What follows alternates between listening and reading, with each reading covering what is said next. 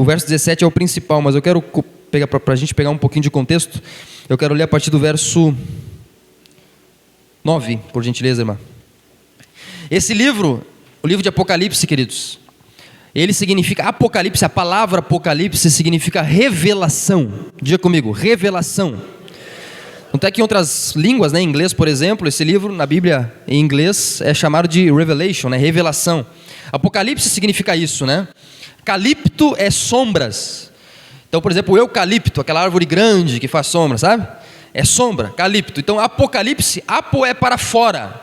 Apocalipse é para fora das sombras, revelado. Então não é um livro obscuro de códigos, como a gente às vezes tem na nossa crença popular, né? A gente às vezes associa Apocalipse, ou o livro de Apocalipse, ao fim do mundo, à catástrofe, a isso e aquilo, quando se você ler o livro, você vai ver que não é nada disso. O propósito do livro de Apocalipse é revelar, é apresentar Jesus Cristo como Rei vitorioso e a sua igreja como uma igreja gloriosa.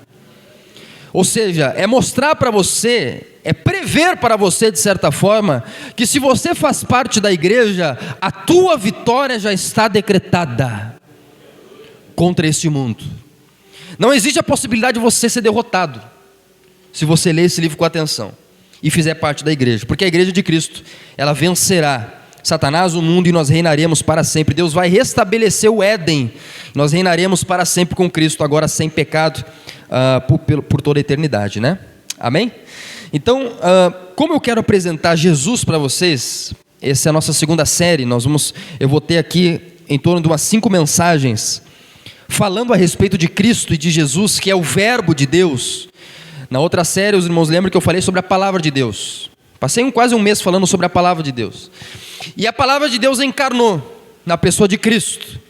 Em oração e jejum, eu senti no meu coração de nós começarmos a falar sobre Cristo para você, porque Ele é a solução para todo tipo de descaminho humano. Então, para apresentar Jesus, nada melhor do que esse livro, que revela Cristo, que mostra Cristo, que nos revela. Os evangelhos, eles revelam Cristo enquanto homem no seu ministério terreno, mas o livro de Apocalipse nos revela Cristo como Ele é hoje, o Rei dos reis, o Senhor dos senhores, um Cristo soberano e vitorioso, não um Cristo morto na tumba, mas um Jesus que está no nosso meio nessa noite, e que tem em suas mãos a chave da morte, do inferno, que principados e potestades se curvam diante dele, o teu Senhor, o nosso Senhor Jesus Cristo, amém? A partir do verso 9 então, para apresentar Jesus para você, para começar a falar sobre isso, sobre Cristo, nós vamos ver o seguinte, olha comigo. Eu, João, irmão e companheiro de vocês na tribulação, no reino e na perseverança em Jesus, estava na ilha chamada Patmos por causa da palavra de Deus e do testemunho de Jesus. Ele estava preso por falar, por testemunhar a respeito de Jesus. Naquela época, o Império Romano prendia essas pessoas, quando não matava, prendia. João aqui, ele é muito idoso, aqui é por volta do ano 90, finalzinho do século I, ele é o último apóstolo a morrer, e é o único apóstolo que não morreu martirizado. Então ele está muito idoso aqui. Quando ele começou o ministério com Cristo, ele começou com em torno de 16 anos de idade. Cristo, ele tinha essa peculiaridade, ele era um jovem de 30 anos andando com pessoas de 16, 18, os discípulos tinham tudo em torno dessa idade, queridos, eram meio que adolescentes ali, jovens, Então João começou com em torno de 16 anos, e aqui ele está no finalzinho da sua vida, bem idoso, por isso que o Império Romano prendeu ele e exilou em Patmos. E quando ele estava lá preso, no verso 10, achei-me no Espírito no dia do Senhor. No dia do Senhor é o domingo, tá bom? É a referência ao domingo. Hoje, por exemplo, eles chamavam do dia do Senhor. E eu vi atrás de mim uma forte voz, como de trombeta, dizendo: escreva num livro o que você vê e mande-o às 7 igrejas: Éfeso, Esmirna, Pérgamo, Tiatira, Sardes, Filadélfia e Laodiceia. Voltei-me para ver quem falava comigo, e ao me voltar, vi 7 candelabros de ouro, e no meio dos candelabros, semelhante a um filho de homem, com vestes talares e cingido, à altura do peito, com um cinto de ouro. A cabeça e os cabelos dele eram brancos como a alva lã, como neve. Os olhos eram como chama de fogo. Os seus pés eram como o bronze polido, como que refinado numa fornalha. A voz era como o som de muitas águas. Aqui você não pode tomar isso literalmente. É como João está tentando descrever a visão celestial que ele teve, na sua própria linguagem antiga. Na mão direita ele tinha 7 estrelas, e da sua boca saía uma espada afiada de 2 gumes. O seu rosto brilhava como o sol na sua força. Ao vê-lo, caí aos seus pés como morto. Diga assim comigo, como morto. Isso é importante. Porém, ele pôs sobre mim a mão direita, dizendo: não tenha medo. Diga isso comigo, não tenha medo. Eu sou o primeiro e o último, e aquele que vive. Estive morto, mas eis que estou vivo para todo sempre, e tenho as chaves da morte e do inferno. Escreva, pois, as coisas que você viu, as que são e as que hão de acontecer depois destas. Quanto ao mistério das 7 estrelas que você viu na minha mão direita, e quanto aos 7 candelabros de ouro, as 7 estrelas são os anjos das 7 igrejas, e os 7 candelabros são as 7 igrejas. Amém? O verso 17 é o verso chave dessa noite que eu quero trazer ao seu coração. Queridos, a nossa vida, ela não é ciência exata, e nós muitas vezes passamos por períodos, momentos, instaurados por acontecimentos, ou muitas vezes passamos por períodos e momentos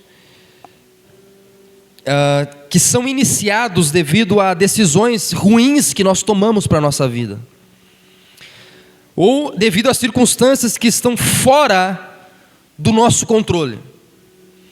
João aqui, no contexto da visão de Apocalipse, ele está em um momento terrível aos olhos humanos.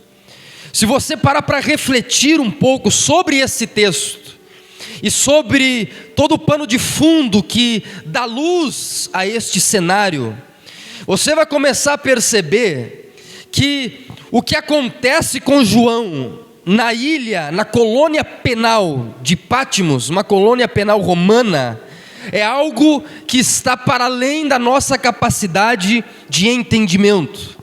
Porque João, como eu falei para vocês, ele iniciou o ministério dele com 16 anos de idade. Estava ele lá tranquilo, com Tiago, seu irmão, quando um jovem, meio que maluco, chama ele para segui-lo, deixar tudo que ele tem e começar a seguir aquele jovem que não tinha onde dormir, que não parava, que andava para cima e para baixo na Palestina, curando pessoas, revoltando o império, pregando nas sinagogas. E João então, que sendo judeu já esperava um Messias, porque os judeus esperavam um libertador de Israel do jugo da escravidão romana, João então começa a ver que esse Jesus, que esse jovem, quando começa a andar sobre as águas, quando começa a levantar paralítico, quando começa a ressuscitar mortos, esse jovem talvez seja o que ele diz que ele é, Deus andando entre os homens.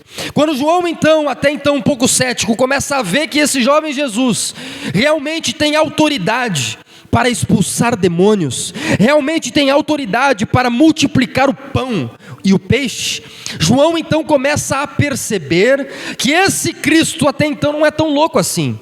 Talvez ele seja realmente Deus encarnado, talvez ele seja realmente o Messias que vai nos libertar da escravidão. Então João reacende no seu coração, assim como seus outros colegas de ministério, os 11 discípulos, a chama da esperança. Esse Cristo, talvez ele seja realmente o Messias, o Salvador, porque ele faz e ele fala e ele faz. Talvez ele não seja só um charlatão que está querendo nos enganar. Está aqui a prova, ele levantou, ele curou o cego, ele andou sobre as águas, eu vi isso. No monte da transfiguração, eu vi ele transfigurado como Deus à minha frente. Então a chama da esperança reacende no coração de João. Até que um belo dia, um belo momento, João percebe que esse Cristo é preso, é traído, é preso, e é levado então para ser julgado, e depois de julgado é condenado. E que esse Cristo, para o qual ele tinha esperança, daqui a pouco na frente dele, está pregado numa cruz, à beira da morte, e morre na frente dos seus olhos. Nesse momento, preste atenção, Cristo deixa de ser a esperança de João, porque João esperava um libertador, mas o libertador dele, aquele que era a esperança, daqui a pouco está morto, está cravado numa cruz. Deixa eu trazer isso para a tua vida, para ver se você consegue colocar cor nisso que eu estou dizendo. É como se eu, por exemplo, fosse alguém que reacendesse de alguma forma a chama da esperança no teu coração. Você estava lá, eu não acredito mais em igreja, não acredito mais em pastor, eu não creio em Deus, eu não creio em Jesus, eu não creio nessas coisas. Até que um belo dia, eu estou dando um exemplo meu, mas pode ser algum outro pastor, alguém encontrou você e a reacendeu no teu coração a chama da esperança de dias melhores. Não, mas através desse pastor eu acho que eu creio de novo que Deus existe, eu creio de novo que Deus é poderoso, eu creio de novo que existe uma igreja verdadeira, eu creio de novo que existe uma igreja de confiança.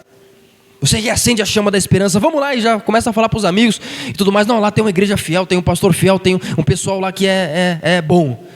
Aí de repente de uma hora para outra o pastor Billy, que você tanto confiava, que você tanto colocava as suas esperanças por A ou B, diga assim, está amarrado, fala assim que nem crente pentecostal, né? Diga assim, está amarrado.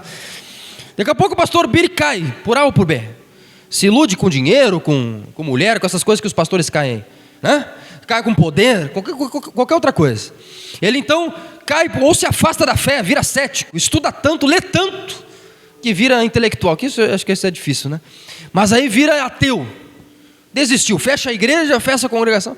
A tua esperança, a esperança que você tinha posto em Deus novamente, ela então desmorona. É isso que acontece com João. Aí depois o Espírito Santo vem, as coisas começam a acontecer, Jesus ressuscita dos mortos, a esperança reacende de novo. Aí Jesus é assunto aos céus, e a igreja então fica na terra com o Espírito de Deus, a partir do livro de Atos. E a igreja, a partir da morte de Tiago, em Atos capítulo 10, começa a ser perseguida pelo Império Romano. A igreja, ela nunca teve tempos de paz. A igreja, ela incomoda o mundo. Nós não estamos aqui para ser iguais a eles. Se nós não incomodamos a ninguém, nós não somos igreja. A igreja, ela sempre, desde o início, ela passou por perseguição. Aí a igreja começa a ser perseguida, discípulos começam a ser martirizados, mortos. Nero vem e persegue a igreja em um massacre tão grande a partir do ano 64, que a princípio, segundo a tradição, Nero mata o apóstolo Paulo, ele é decapitado em Roma, e João então é o único que vai sobrando ali, todos os outros vão morrendo. Os 11 que tinham iniciado a revolução com ele vão morrendo, até que João então é preso, e esse João que é preso, já idoso, já com quase 100 anos de idade, ele então é mandado para uma colônia penal, devido à sua idade, ele é muito velho, uma colônia vulcânica, uma colônia em que os presidiários, aqueles cujo Império Romano queria matar, enviavam para lá para trabalhar com trapos em minas. É aqui que João está. Ele não está num palácio, ele está numa prisão, ele está preso, ele está abandonado, ele está sozinho, ele está solitário, ele está trabalhando como escravo numa ilha vulcânica. E talvez você nessa circunstância começaria a duvidar da tua fé. Esse Jesus que eu encontrei há 90 anos atrás estragou minha vida, né? Estou aqui nessa colônia preso por causa do evangelho. Eu poderia estar rico hoje com a empresa de pescaria que eu tinha, eu poderia estar bem hoje com a minha família, na minha casa, curtindo os meus netos, mas eu estou aqui, como ele diz no verso 9 que eu li com você, por causa do testemunho de Jesus, eu estou aqui sendo escravizado, tomando chicotada nas costas, por causa desse Cristo que foi assunto aos céus e nunca mais voltou, por causa desse Deus que eu não consigo entender. A circunstância dele então, a de João aqui, ela é uma circunstância adversa, ela é uma circunstância que foge à sua capacidade de entendimento, porque é difícil crer, irmão, é difícil seguir crendo em Jesus, é difícil manter a tua fé viva, quando tudo ao teu redor começa a desmoronar. É difícil manter a tua fé forte, vigorosa, quando a pessoa que você amava decide te abandonar, quando o desemprego bate na tua porta, quando a falta de dinheiro vem e assola a tua casa, quando a pessoa que você tanto ama, você perde ela de alguma forma. É difícil manter a nossa fé viva, eu sei que é, porque eu já passei por momentos assim. Quando a angústia, a retroatividade de morte no nosso interior, ela não nos deixa ter plenitude de alegria e de vida, de felicidade. Quando o diagnóstico psiquiátrico chega, diagnosticando a depressão, a ansiedade, quando aquilo que a gente tanto sonhava e orava para que desse certo, não dá tão certo assim, que nem eu cantei no início aqui, né? Se Deus fizer, Ele é Deus, mas e quando Ele não faz? Se a porta abrir, Ele é Deus, mas e quando a porta não abre? Se a doença vier, se curado for, né? Ele é Deus, mas e quando a doença bate a nossa porta? Não é assim? Se Ele disser sim, Ele é Deus, mas e quando Ele diz não? É difícil nós mantermos a nossa fé viva nesses momentos. E João estava nesse período de tribulação e de adversidade, até que, em um dado momento, ele então, no verso de número 10, é isso? No verso de número 10, ele diz aqui, achei-me no Espírito. Ele é tomado por uma visão celestial. Ele é tomado por uma visão da glória de Deus. No momento de luta, de luto, de aparente abandono dos céus, onde ele orava para sair daquela situação, talvez, estou conjecturando, não estou dizendo que isso aconteceu, mas onde ele está ali num momento onde aos olhos dos homens tudo estava perdido. Aos olhos dos homens ele era o último apóstolo daquele louco, daquele Jesus, que estava preso. Que igreja vitoriosa é essa, querido? Que religião vitoriosa é essa? Que o cara está preso, sem nada, os bens das pessoas eram totalmente confiscados quando vinham para essa ilha. Que religião é essa? Religião da derrota? Aqui João não está de acordo com a teologia da prosperidade. Se João era um discípulo fiel, ele devia estar rico. De acordo com o que dizem por aí, se você é fiel, você tem que estar milionário, tem que estar próspero, tem que ser uma pessoa boa, tem que estar, fluindo aí na vida. Mas aqui não, você encontra um discípulo que andou com Cristo, mas que está abandonado, em solidão, sem nada, escravizado numa colônia romana, aos olhos dos homens. A circunstância era ruim, e é nesses momentos, é quando nós entramos nestas circunstâncias permitidas por Deus para desafiar a nossa confiança em Deus. Sabe quando a tua fé se abala?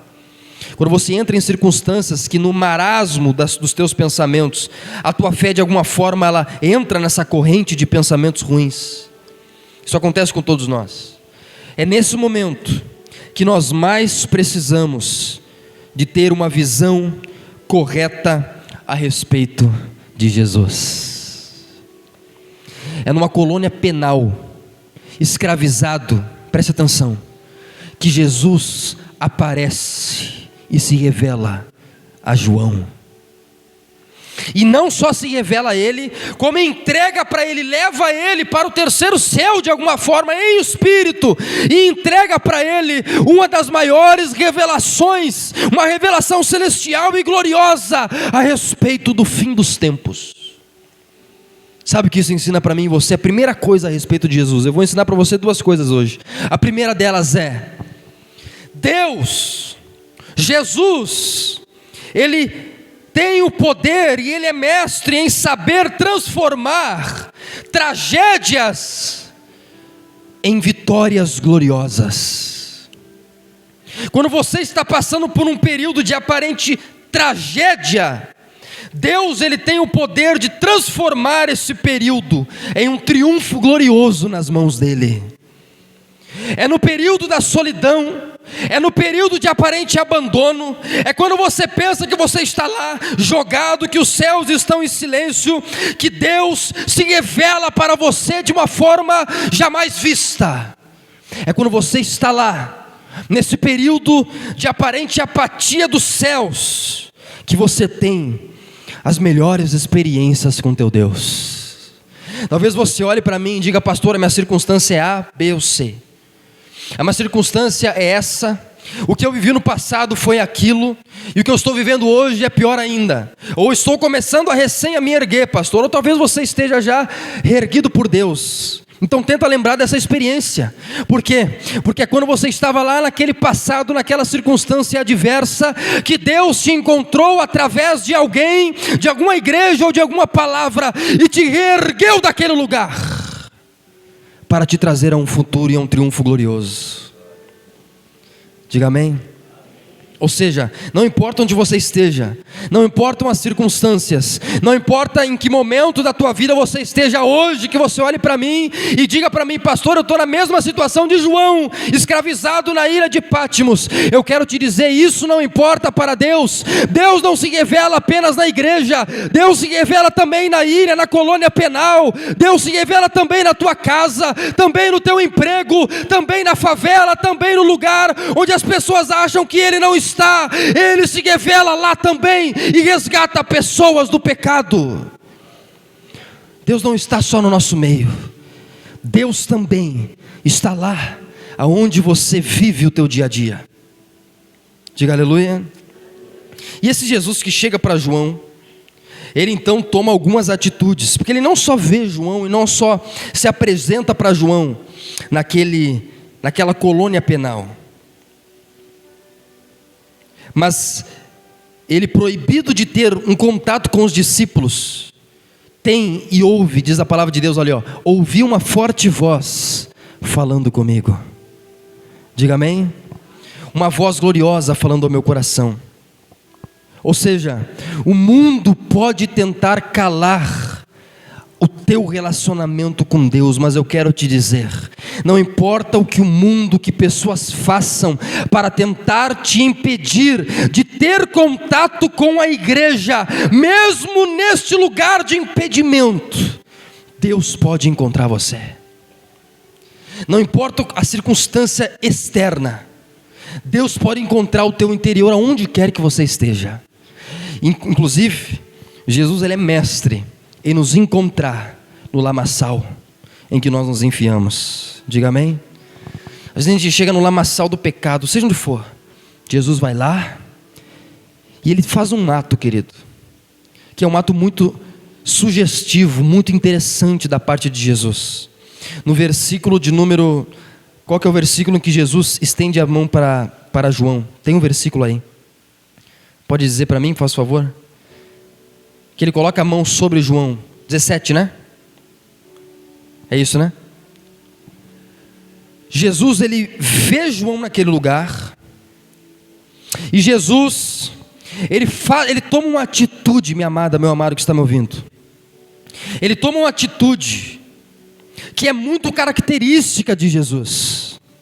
Jesus, ele faz isso durante todo o seu ministério, e eu quero destacar nas próximas oportunidades que eu tiver para falar ao teu coração, nos próximos domingos, essa atitude de Jesus, que eu creio que é o que mais caracteriza Jesus enquanto nosso Deus.